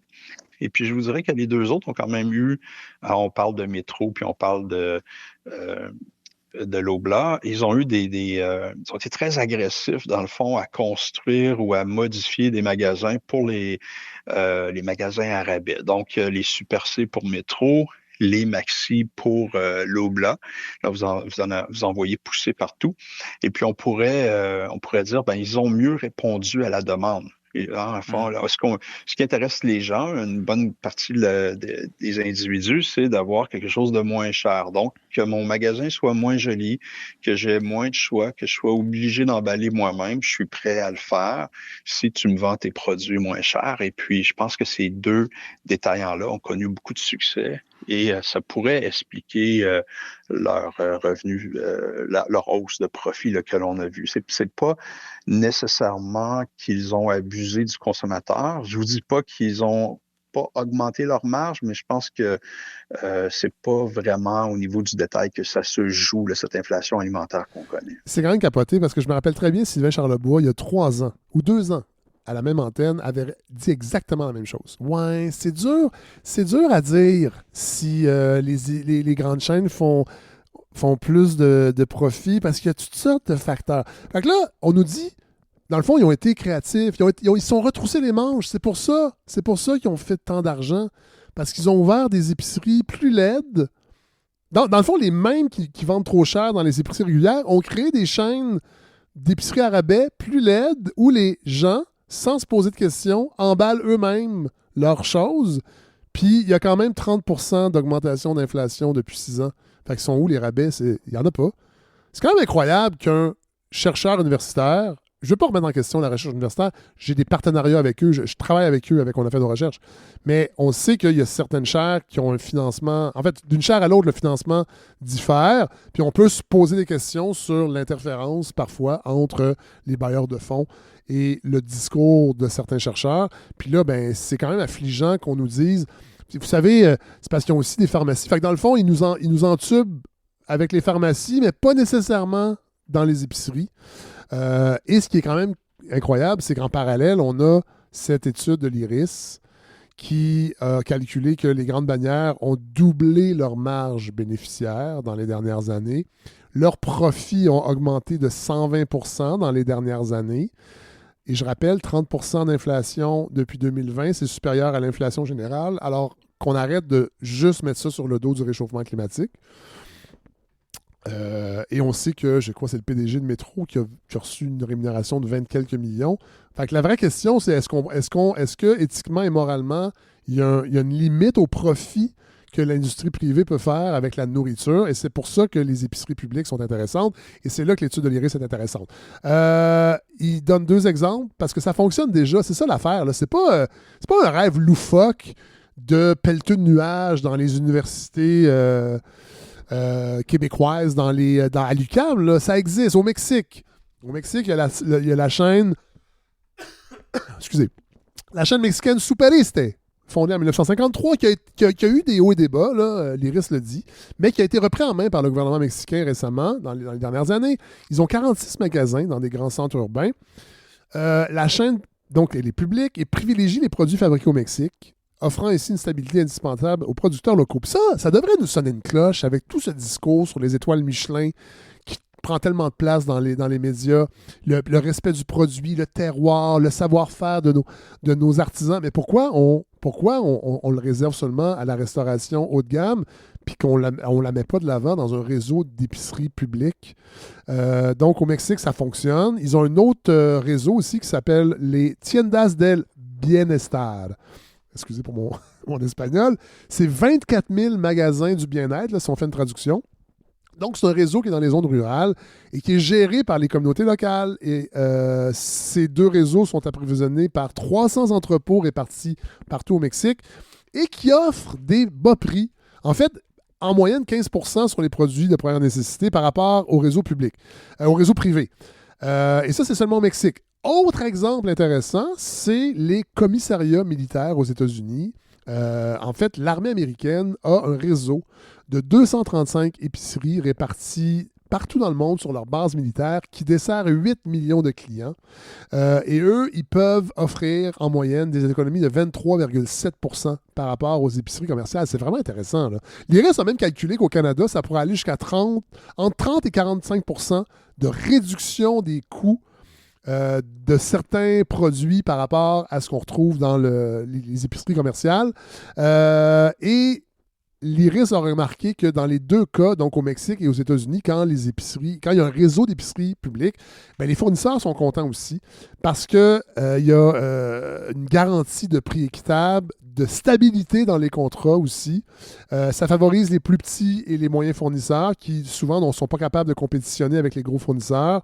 Et c'est pour ça qu'on retrouve par exemple en juin des fraises du Mexique, justement, dans les épiceries, alors que c'est le temps des fraises au Québec, ben parce que chacun peut-être négocie de son côté et il n'y a pas de force de frappe. Et d'avoir un réseau national, c'est ce que l'IRIS rappelle, ça pourrait justement aller chercher des économies d'échelle parce qu'on pourrait s'allier avec les universités, avec les hôpitaux, avec le communautaire et aller chercher donc une marge de manœuvre quand c'est le temps de négocier des contrats avec les fournisseurs, parce que là, on a une masse critique. Le gouvernement canadien vient d'annoncer qu'il va reconduire pour 5 ans le programme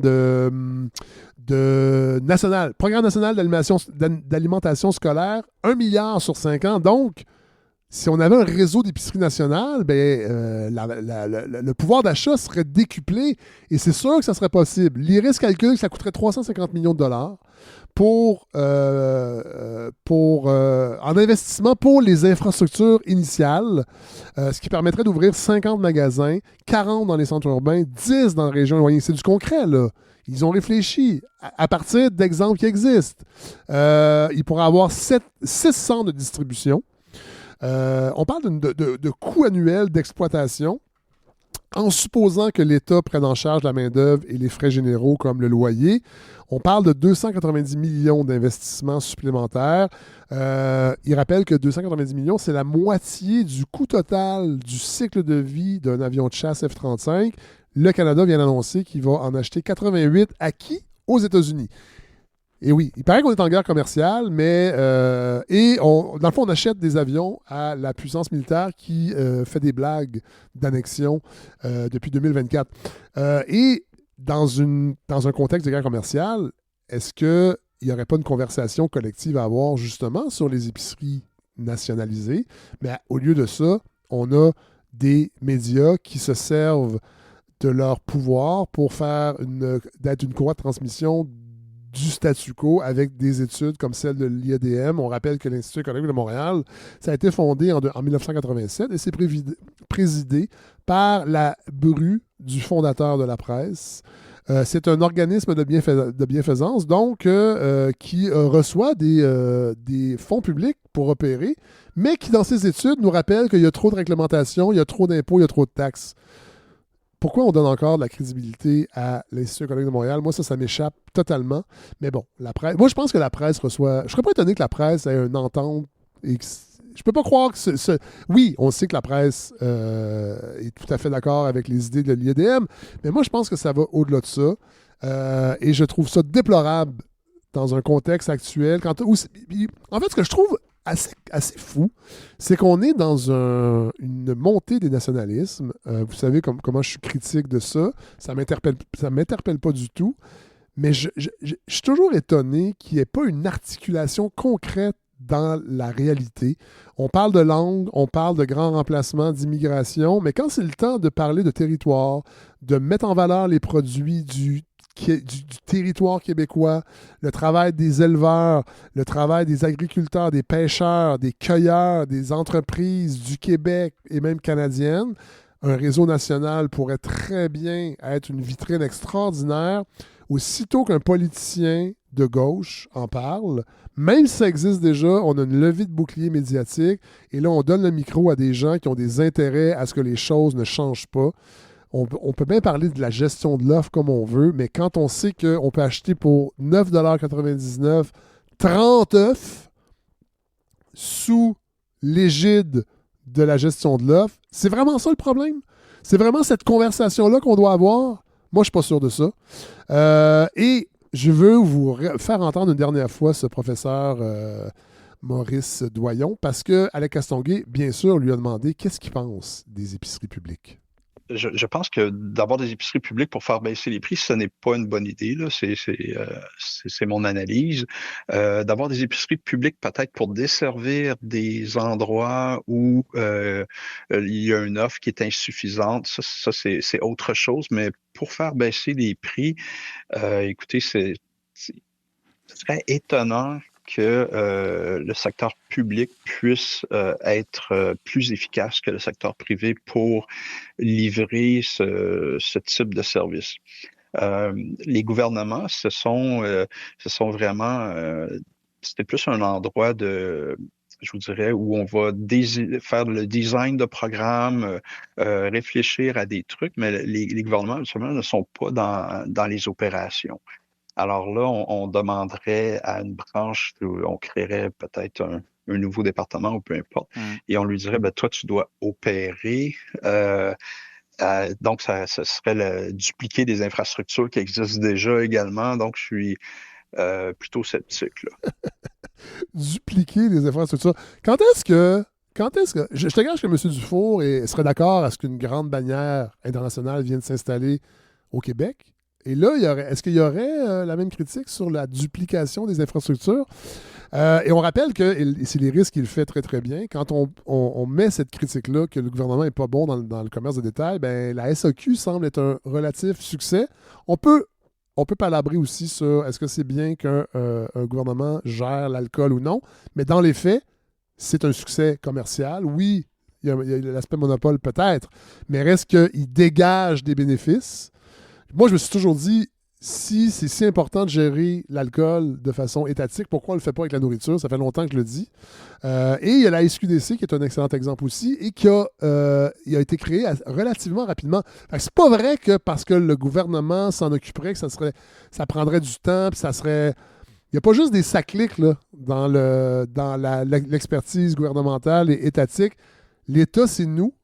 Et je pense que pour cesser cette surenchère qui est vraiment indécente des grandes bannières et de l'argent qui se met dans les poches, il faut arrêter de donner la parole à ces gens-là qui ont des intérêts à ce que ça ne change pas, puis il faut réfléchir, faut réfléchir intelligemment, et ça existe déjà. Hey, je veux dire, l'armée américaine le fait, là, puis Dieu se le sait, contrairement à Québec solidaire, là, je n'accueille pas la militarisation canadienne et québécoise à bras ouverts. On en parlera d'ailleurs avec les gens de l'IRIS bientôt parce qu'il y a des enjeux importants à discuter. Mais je veux dire, si l'armée américaine est capable de servir de modèle pour des universités, pour des épiceries nationales, là, on parle pas là, on parle pas de trotskisme et de marxisme-léninisme. Alors voilà. Merci à l'IRIS d'exister. Puis il rappelait aussi que parce qu'il y a beaucoup de gens, entre autres les gens de l'IEDM, qui disent il faut renforcer les lois sur la concurrence. Ça va aider à baisser les prix. Puis l'IRIS rappelle que depuis 2001, il y a eu 27 fusions dans les chaînes d'approvisionnement alimentaire. Puis c'est pas la loi, c'est pas le bureau de la concurrence qui a empêché ça. Alors, il va falloir aller au-delà de ça. Sinon, il va falloir voler. Il va falloir voler les grandes bannières, reprendre notre dû. Non, je fais des blagues. Faut vraiment pas voler parce qu'on peut se faire prendre, hein, paraît-il. Et c'est pour ça que je vous offre la chanson de Jane's Addiction en lien avec cette réflexion. La chanson Bean Cock Stealing. Eux, ils se sont fait prendre, malheureusement. Chanson sortie en 1990 sur l'album Ritual Dello Habitual, un album qui a accompagné une partie de mon cégep. Jane's Addiction, c'était vraiment un groupe très très cool. Son leader, Perry Farrell, qui a aussi créé Lollapalooza, était un peu queer aussi à l'époque, déjà. Beaucoup d'ambiguïté aussi dans la façon qu'il se présentait. Voilà. J'aimais beaucoup cet album. J'en écoute moins aujourd'hui, mais cette chanson-là est toujours vraiment, vraiment, vraiment excellente.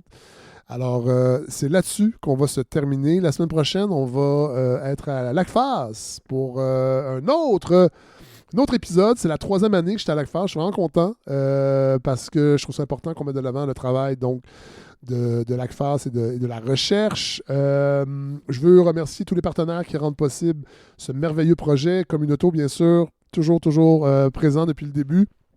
D'ailleurs, c'est avec eux ce soir que j'irai à Sherbrooke mettre de la musique parce que la grande soirée dansante est à Sherbrooke ce soir. C'est plein. C'est à guichet fermé. Il reste celle du 23 mai, ne l'oubliez pas, à Montréal. Et là, je propose encore une fois, comme je l'ai fait par le passé, les donateurs de la balado, ceux qui ont donné 72 $ et plus. Pas que les dons en bas de 72 $ ne sont pas bienvenus, mais pour les soirées dansantes, je l'avais déjà fait. Si vous achetez un billet, puis vous me donnez votre courriel, en fait, pour que je puisse vérifier si vous avez donné 72 $, je vous offre un billet pour que vous ameniez quelqu'un pour venir danser. C'est le 23 mai, donc c'est le week-end de la Formule 1. Alors, pendant que les douchebags vont tourner en rond au centre-ville, nous, on va danser notre vie au Osgang Plaza dans un environnement, une ambiance unique, bienveillante. Sont tellement incroyables, ces soirées-là. La crowd qui vient, qui est en partie celle de la balado, mais qui est même plus large que ça, c'est vraiment c'est une autre communauté. Et ça me fait vraiment du bien de danser ma vie pendant 6 heures, pendant que je mets de la musique, de faire danser les gens. Merci donc à Communauto qui va m'aider à me déplacer pour faire danser, pour que les gens se déplacent sur la piste de danse. Merci à la librairie Raffin, toujours un plaisir d'être accueilli là-bas. On se sent chez soi. Merci à toutes les maisons d'édition qui m'aident à mettre sur pied ces épisodes-là, qui me suggèrent des livres, qui me les envoient, qui me disent qu'est-ce qui s'en vient. Ce sont des partenaires de premier plan. Merci aussi à ceux qui continuent de donner. La campagne de financement va se terminer quand la saison 8 va se terminer autour de la Saint-Jean. Puis là, je vais vous lire un beau message que j'ai reçu. C'est un jeune. Je ne le nommerai pas, mais il m'a écrit. Il m'a écrit ceci. Je veux souligner l'importance de la balado, que la balado a eu pour moi en tant que jeune gauchiste qui étudie en journalisme et qui est désillusionné du milieu médiatique actuel.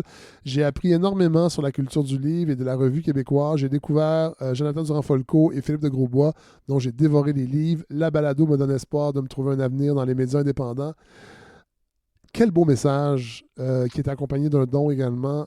Merci. Il y a des jeunes qui écoutent la balado, des jeunes gauchistes qui veulent devenir journalistes et qui voient une avenue différente. Alors, c'est des messages comme ça qui me font vraiment très, très plaisir. Donc, vous allez sur lefredsavard.com. Tout est là pour soutenir financièrement cette balado qui permet de bien payer les gens, dont Maxime Laprise, qui se cherche un travail. On fait appel à la communauté encore une fois. Alors, voilà, on termine donc en musique. Beancock Stealing, ne vous faites pas prendre. Si jamais vous avez envie de... Faut pas faire ça, là. Je peux pas l'encourager, mais je peux pas l'interdire. Hey, bonne semaine tout le monde.